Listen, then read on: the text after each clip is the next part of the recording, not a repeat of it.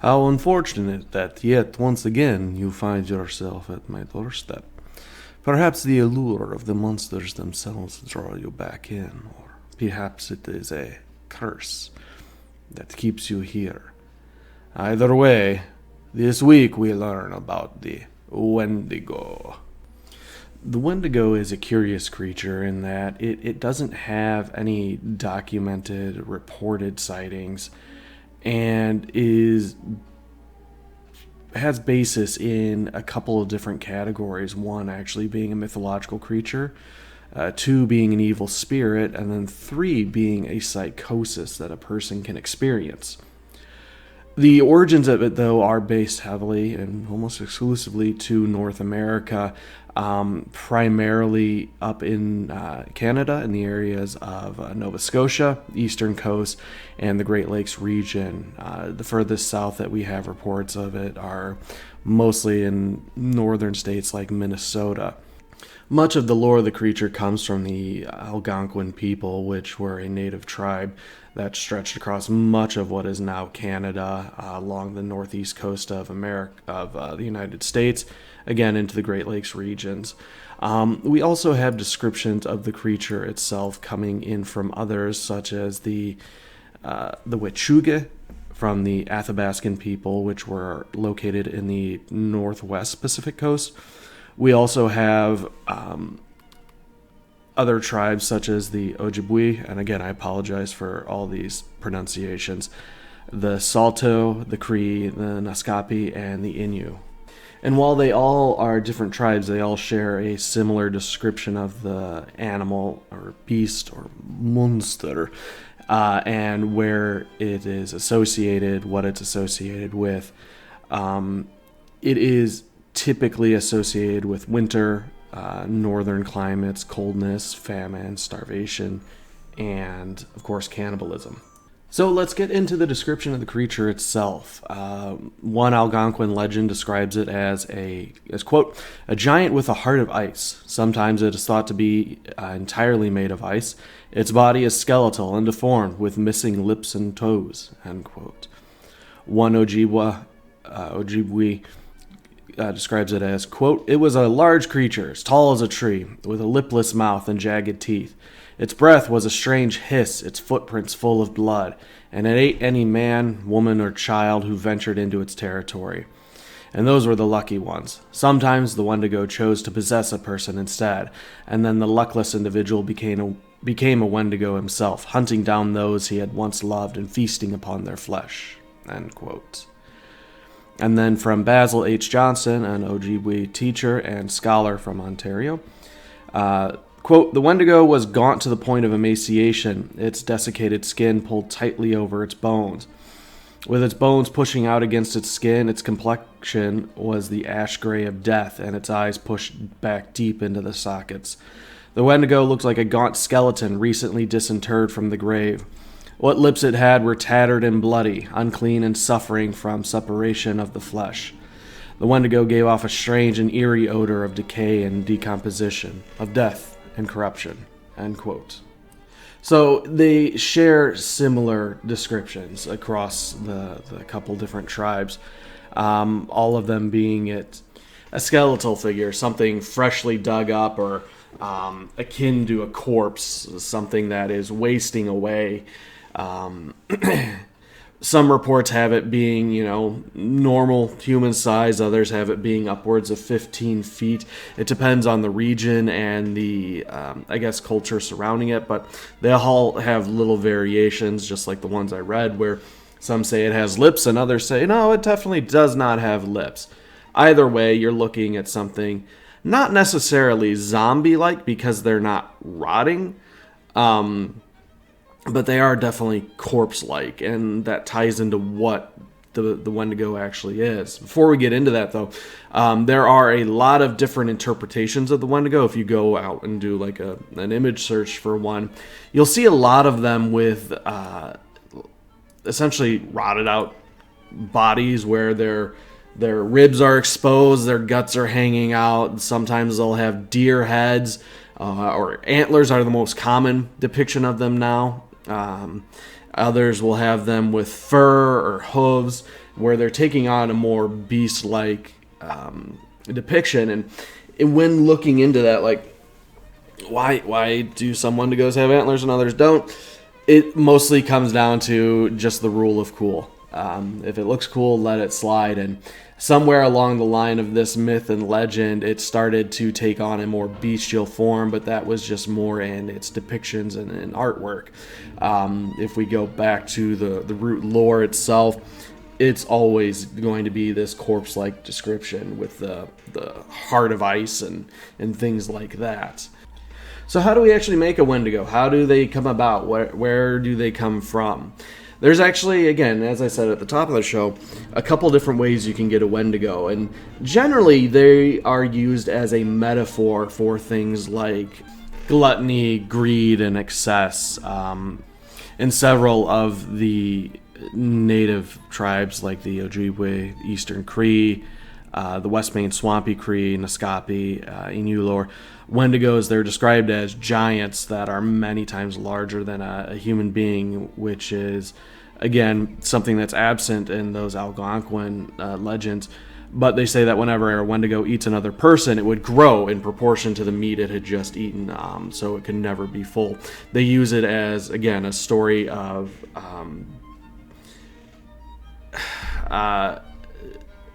essentially like Aesop's fables, where it would be a tale to warn against these things. And with it growing in size, it's depicted as a creature that's gluttonous and ravenous and will consume everything around it, and it can never be full. But because it grows in accordance to what it eats, it's always extremely thin, and it's always on the point of starvation. And no matter how much it consumes, it can never be made full or feel good. And it's, again, a cautionary tale against those terrible qualities. And that's what we see with a lot of the Wendigos themselves. And as they move, again, through time, we lose that emphasis on what it was and what it should be avoided, and more into just a cool-looking monster. Now, the most common cause of a Wendigo, or how they're created, is essentially it's when whenever a human has to resort to cannibalism in order to survive. Typically, this would be when, again, the native population or settlers throughout the land find themselves stranded out in a bitter snowstorm, or out in the wilderness, and they've got nothing to eat, and they end up turning on their fellow man and eating their flesh, which then turns them into a Wendigo, cursed to forever wander the land in search of more human flesh. The other most common case would be of a spirit possessing a individual and forcing them into cannibalism. This leads into what is known as the Wendigo psychosis, which is the most common case of reports when we look at Wendigos in history, as far as, we've encountered a Wendigo. You never really hear stories about people seeing this gigantic 15-foot emaciated creature wandering the wilderness. Instead, they're encountered with people who seem to be possessed by the spirit of a Wendigo. And this is something that's leaked into popular culture, with games like Until Dawn being heavily centered on the Wendigo, and several books and films. It's almost always a malevolent spirit possessing a person and causing them to do these acts. So they might not be physically transformed, but they still have the characteristics. And when we look at the 1661 account in the Jesuit Relations, we have, quote, "What caused us greater concern was the intelligence that met us upon entering the lake. Namely, that the men deputed by our conductor for the purpose of summoning the nations to the North Sea and assigning them a rendezvous where they were to await our coming, had met their death previous winter in a very strange manner. These poor men, according to the report given us, were seized with an ailment unknown to us, but not very unusual among the people we were seeking. They were afflicted with neither lunacy, hypochondria, nor frenzy, but have a combination of all these species of disease, which affects their imaginations and causes them a more than canine hunger. This makes them so ravenous for human flesh that they pounce upon women, children, and even men, like veritable werewolves, and devour them voraciously, without being able to appease or glut their appetite, ever seeking fresh prey, and the more greedily the more they eat. This ailment attacked our deputies, and, as death is the sole remedy among those simple people for checking such acts of murder, they were slain in order to stay the course of their madness." End quote. Another story comes from a Plains Cree trapper in Alberta named Swift Runner. It was during the winter of 1878 that Swift Runner and his family were starving. His eldest son died. Despite being 25 miles away from emergency food supplies at a Hudson's Bay Company outpost, Swift Runner decided to butcher and eat his wife and 5 remaining children. It's thought that he didn't really resort to cannibalism because he was relatively so close to food supplies, but that he killed and consumed the remains of everyone present. It was thought it wasn't really cannibalism out of need, but rather a form of the Wendigo psychosis. He eventually confessed and was executed by authorities at Fort Saskatchewan. Another of the more well-known stories comes from a chief or a shaman of the Sucker Dodum or Dudum among the Anishinaabe tribe, which was in northwest Ontario. And this is regarding Jack Fiddler, who lived from 1839 and then died in 1907. Jack Fiddler was a well-known and famous shaman who had an alleged ability to conjure animals and protect his people from spells and enemy shamans from rival tribes. But more importantly to the people of the region, he was known that to be able to defeat a Wendigo. And they classified it again as a cannibalistic spirit that would possess people during famine, disease, bouts, things like that. In his lifetime, Jack Fiddler claimed to have defeated about 14 Wendigos. Apparently, some were sent against his people by enemy shamans, and others were members of his own band who were taken with an insatiable, incurable desire to eat human flesh. In the latter case, Fiddler was asked by family members to euthanize a very sick loved one before they ended up becoming a Wendigo. In some instances, the Wendigo would come to Jack Fiddler themselves and ask to be put down according to necessary rites and tradition, so they would not turn on their own. In fact, Jack Fiddler's own brother, Peter Flett, was killed after he turned Wendigo when the food ran out on a trading expedition. Now, the fall of Jack Fiddler is, in my opinion, a sad one because it's another example of expansion by, in this case, Canadians into native population to impose their will. And it was in early 1907 that 2 members of the Northwest Mounted Police were visiting Island Lake, and they heard of Jack Fiddler's power against the Wendigo. They went to go introduce or impose Canadian law in the north. So they went to the Sucker camp at Deer Lake, and they arrested Jack and Joseph Fiddler for the reported murders of these Wendigos or people. Now, before leaving, they took eyewitness reports, and then they declared that each man must give up any extra wives they had. Now, in this instance, since the Sucker people were relatively isolated, this was the first instance that they were seeing the white man.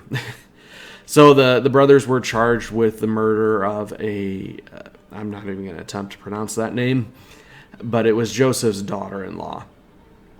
They were held in the Norway House to await trial, and once newspapers kind of picked up the story, they went nuts with it, and as we found out with the Jersey Devil story, just started printing all sorts of things about murder, devil worship, and they were wanting, the Fiddler brothers' heads, and essentially just seeking out the most extreme form of punishments, because this was a case of cultures clashing where, Europeans were much more, quote, civilized here, and the native population was just doing what they had been doing for their entirety of their existence.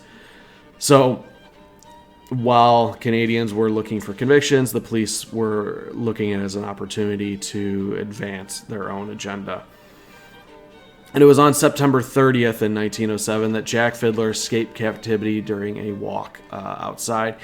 He was found later in the day and hanged himself. Joseph Fiddler still went to trial, though. Angus Ray, the eyewitness, testified that his daughter-in-law was killed while in deep pain and incurably sick, according to their customs. And again, they weren't aware of Canadian law and that this was a crime. They were just doing, again, what they had always done.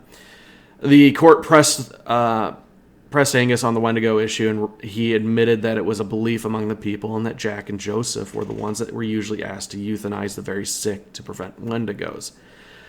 Despite some other unreliable testimony from Ray and the pleas of missionaries and the HBC traders, Joseph was convicted and sentenced to death by Aylesworth Perry, the magistrate of the area.